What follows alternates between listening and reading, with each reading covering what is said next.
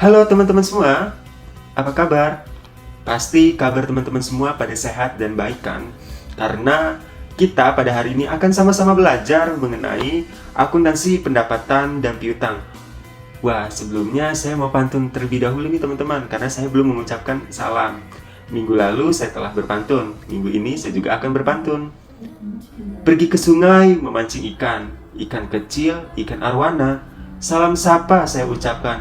Assalamualaikum warahmatullahi wabarakatuh teman-teman semua. Teman-teman, kita pada hari ini akan belajar mengenai akuntansi pendapatan dan piutang. Untuk itu sebelumnya izinkan saya memperkenalkan diri. Perkenalkan, nama saya Agung Susanto dari kelas 5A Akuntansi Perpajakan dengan NPM 217550002. Yang terhormat Bapak Rusmianto SE MSc selaku dosen pengampu mata kuliah akuntansi sektor publik serta teman-teman angkatan 21 akuntansi perpajakan yang saya banggakan. Nah, teman-teman pasti penasaran kan tentang akuntansi pendapatan dan piutang. Sebenarnya, kata dari pendapatan dan piutang sendiri itu sudah familiar di telinga teman-teman semua. Namun, kita akan sama-sama belajar mengenai pendapatan dan piutang ini. Untuk itu, mari saksikan video berikut ini. Nah, yang pertama yaitu pendapatan LRA. Teman-teman harus tahu terlebih dahulu apa itu pendapatan LRA. Jadi, pendapatan LRA adalah semua penerimaan rekening kas umum, negara atau daerah yang menambah ekuitas dalam periode tahun anggaran yang bersangkutan, yang menjadi hak pemerintah dan tidak perlu dibayar kembali oleh pemerintah. Perlu digarisbawahi yaitu dan tidak perlu dibayar kembali oleh pemerintah. Selanjutnya yaitu klasifikasinya nih teman-teman, klasifikasi dari pendapatan LRA. Seharusnya untuk klasifikasi ini teman-teman sudah familiar ya, karena minggu lalu kita telah belajar juga mengenai pendapatan ini, gitu, pendapatan LRA, mengenai laporan realisasi anggaran, kan ada pendapatannya. Nah, untuk klasifikasi pendapatan LRA itu ada 3 teman-teman. Yang pertama ada pendapatan asli daerah, kemudian ada pendapatan transfer, dan yang terakhir itu lain-lain pendapatan yang sah. Nah, kemudian yang selanjutnya itu ada pendapatan LO atau pendapatan laporan operasional, yaitu hak pemerintah daerah yang diakui sebagai penambah ekuitas dalam periode tahun anggaran yang bersangkutan dan tidak perlu dibayar kembali. Hampir sama ya teman-teman, dari definisi pendapatan LRA maupun pendapatan LO. Nah, untuk klasifikasinya juga sama teman-teman, baik LRA maupun LO. Apa tadi klasifikasi pendapatannya? Yang pertama yaitu pendapatan asli daerah atau biasa juga dikenal dengan PAD.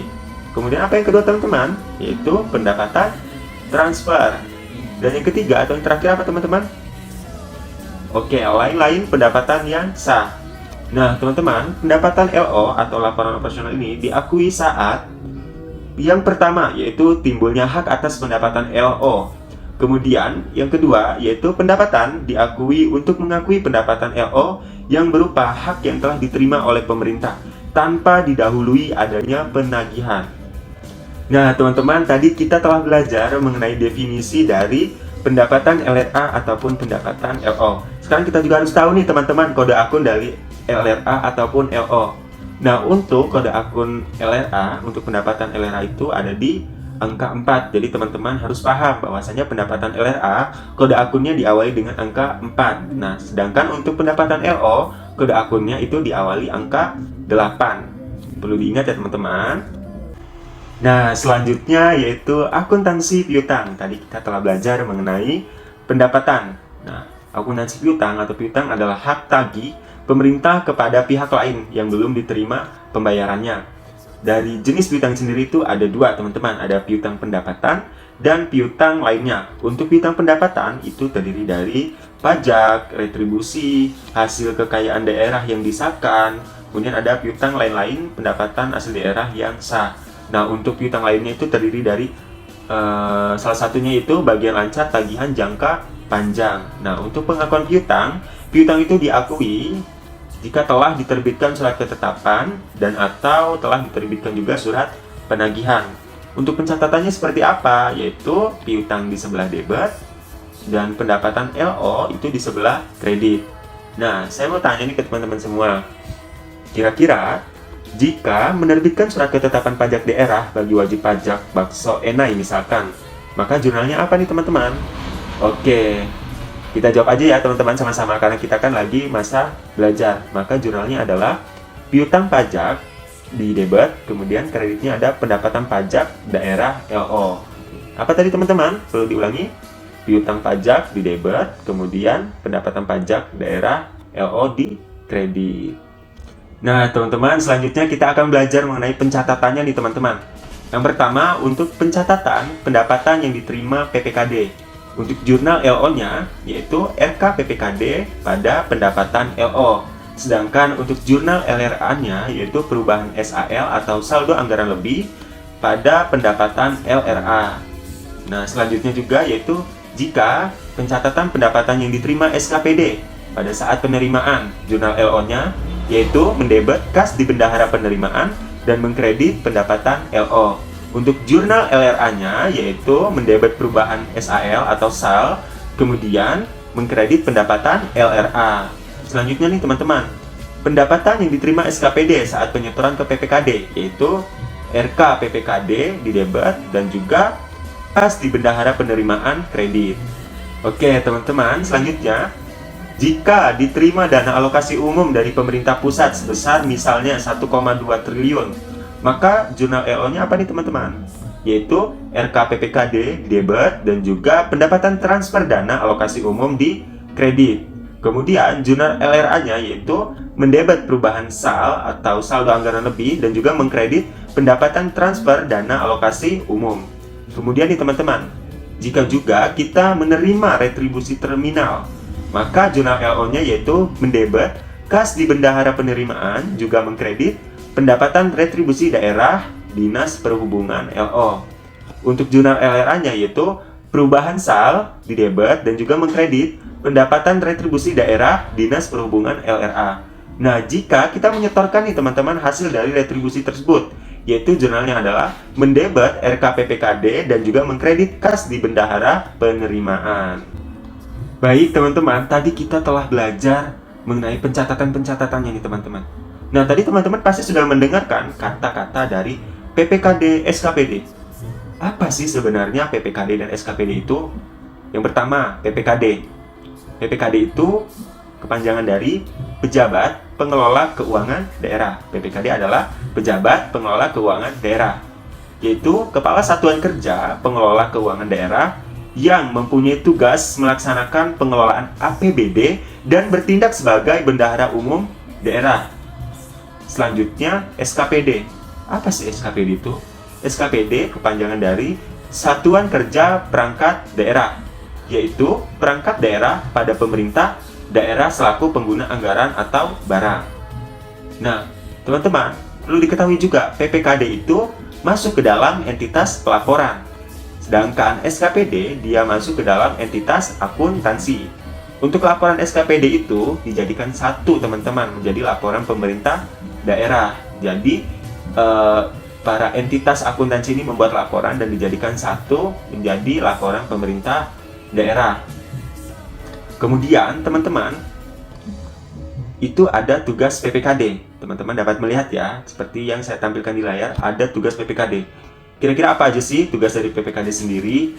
Tugas dari PPKD yaitu yang pertama, dia menyusun dan melaksanakan kebijakan pengelolaan APBD.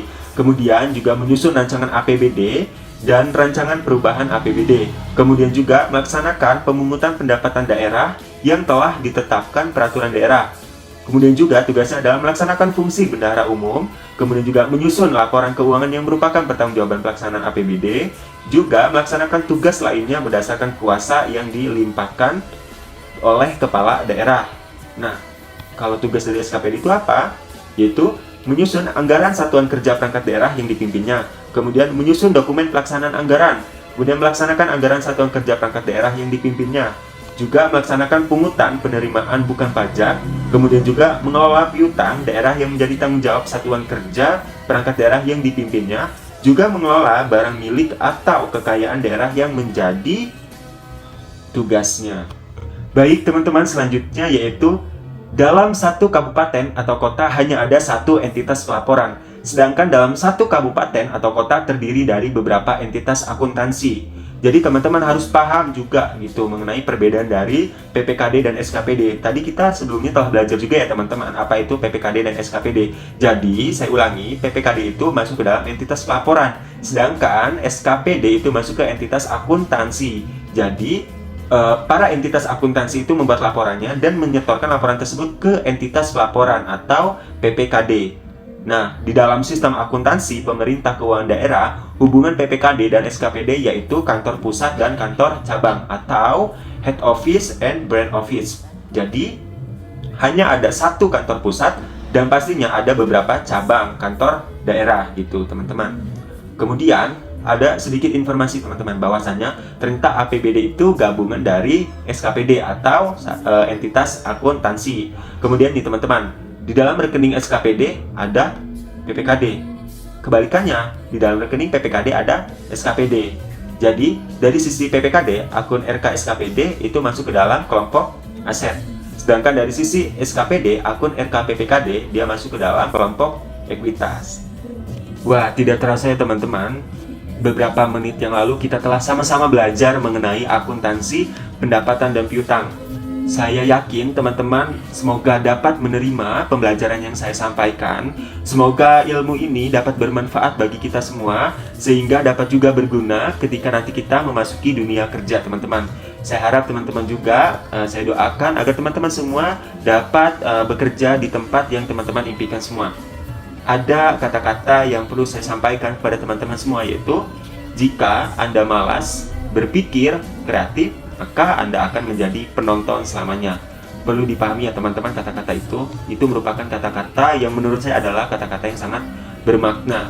Tadi pada saat membuka saya mengawali dengan pantun, maka ini menutup video pembelajaran saya juga akan menutupnya dengan pantun. Siang hari makan kuaci, makan bareng sama Ibu Asih. Cukup sekian video penjelasan saya hari ini. Saya ucapkan banyak terima kasih.